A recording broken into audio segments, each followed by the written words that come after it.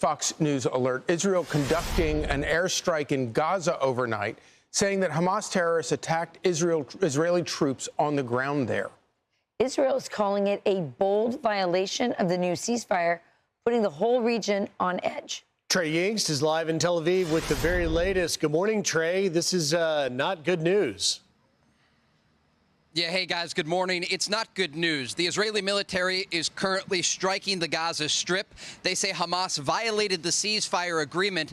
I spoke with one military official who said 2 separate attacks took place inside Israeli-controlled territory. One of them an RPG attack and the other a sniper attack conducted by Hamas. Most of the strikes this morning have taken place in the southern Gazan city of Rafah, but there is at least one report of a strike in the northern part of the enclave. This was a difficult moment for Israeli forces, having to make a decision about whether or not to start striking Gaza again. We also understand at this moment that there are warnings from the U.S. State Department against Hamas. Overnight, a statement was released by the U.S. State Department saying, quote, "The United States has informed the guarantor nations of the Gaza peace agreement of credible reports indicating an imminent ceasefire violation by Hamas against the people of Gaza." And so we're looking at 2 separate things here. One, an attack by Hamas overnight on Israeli forces within the Gaza Strip.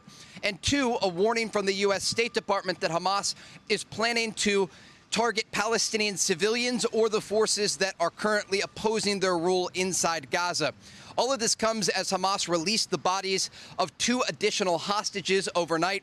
We do know the name of one of those hostages from a kibbutz in the southern part of Israel. His name is Ronen Engel, and Israeli authorities released his name overnight after informing his family. This means that there are still 16 bodies belonging to hostages inside Gaza.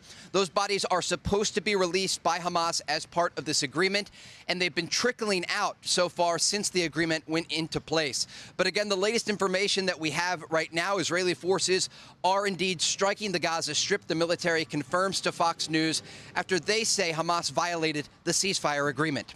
Guys?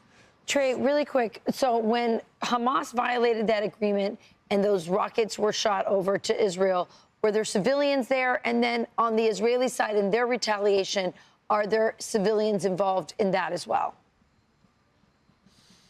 So we understand that Hamas violated the agreement by firing across the yellow line. This is the line that divides the Gaza Strip, where Israeli forces are currently in control and where Hamas is still in control. And according to this military official that I talked to, there were 2 separate attacks. One was an RPG attack, and the other was a sniper attack targeting Israeli forces within Gaza. The Israelis still control about 53% of the Gaza Strip as part of phase 1 of this agreement.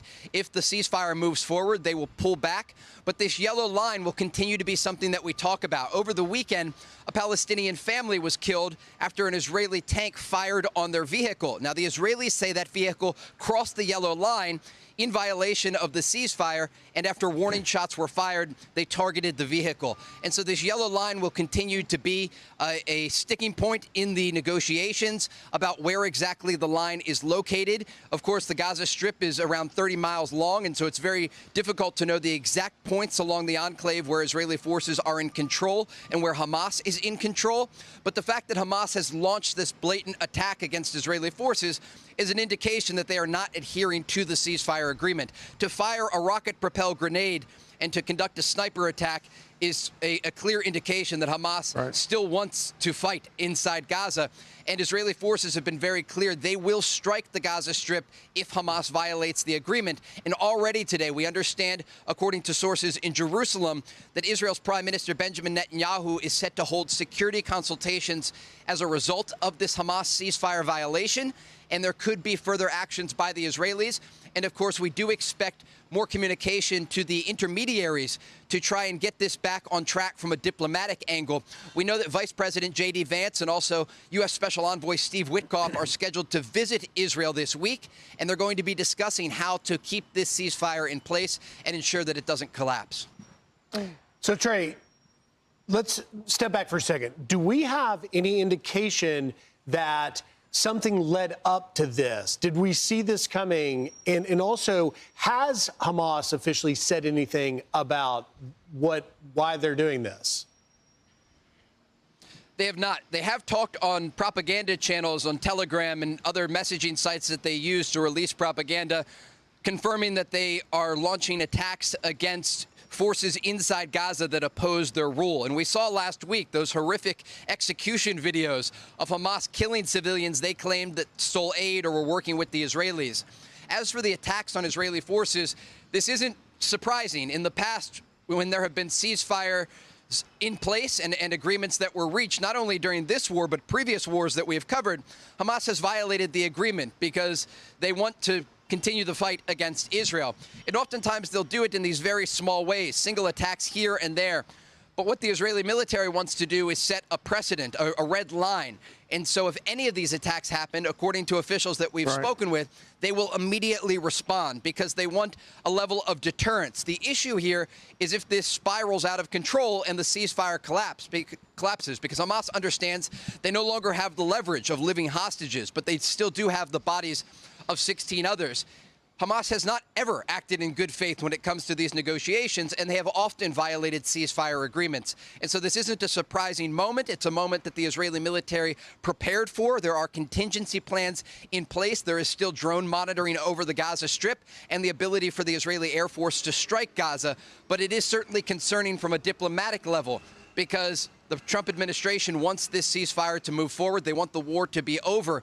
And it is very challenging with Hamas still in control of just under half of the Gaza Strip because they are now controlling the streets of Gaza in the areas that they are still operating in. There are gunmen in the streets. They are executing their opponents. And as we saw early this morning, they are now launching new attacks on Israeli forces.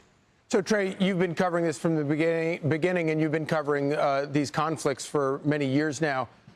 What is your sort of gut feeling? Does this feel like something that is about to completely unravel, or is there still some hope that this might be a skirmish and that they might get back to the original ceasefire?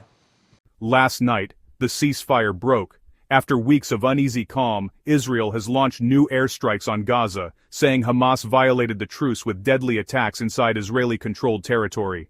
2 incidents, one an RPG attack, another by a sniper, targeted Israeli forces near the yellow demarcation line that divides control inside Gaza. Israeli officials say that line has now become the most dangerous border in the region.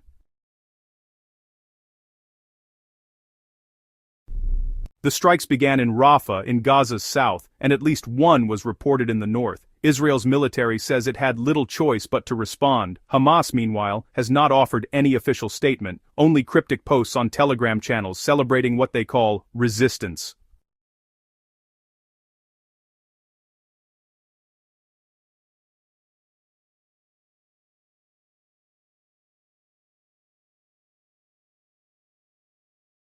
The U.S. State Department quickly weighed in overnight, confirming it had warned regional partners of credible intelligence suggesting Hamas was preparing to violate the ceasefire. American diplomats are now working with Egypt and Qatar to try to keep this fragile agreement from collapsing completely.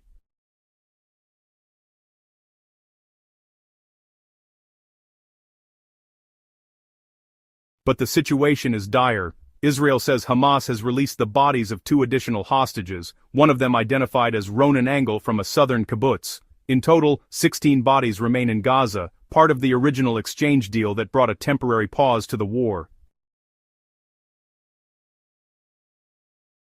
Israeli Prime Minister Benjamin Netanyahu has already called an emergency security session in Jerusalem, and sources tell us further action may follow. Vice President J.D. Vance and U.S. envoy Steve Witkoff are set to arrive in Israel this week, hoping to stabilize the ceasefire.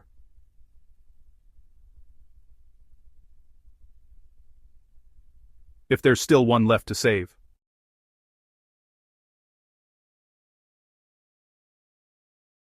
Analysts say this isn't unexpected. Hamas has a history of violating truces, testing boundaries with small attacks that can quickly ignite a full-scale war. Israel, on its part, has drawn a red line. Any attack, any rocket, any shot, and they will strike back immediately. Right now, half of Gaza remains under Hamas control. Inside those streets, the militant group continues to execute suspected collaborators and assert its rule. The Israeli military, watching closely from the other side of that yellow line, stands ready to respond to every move.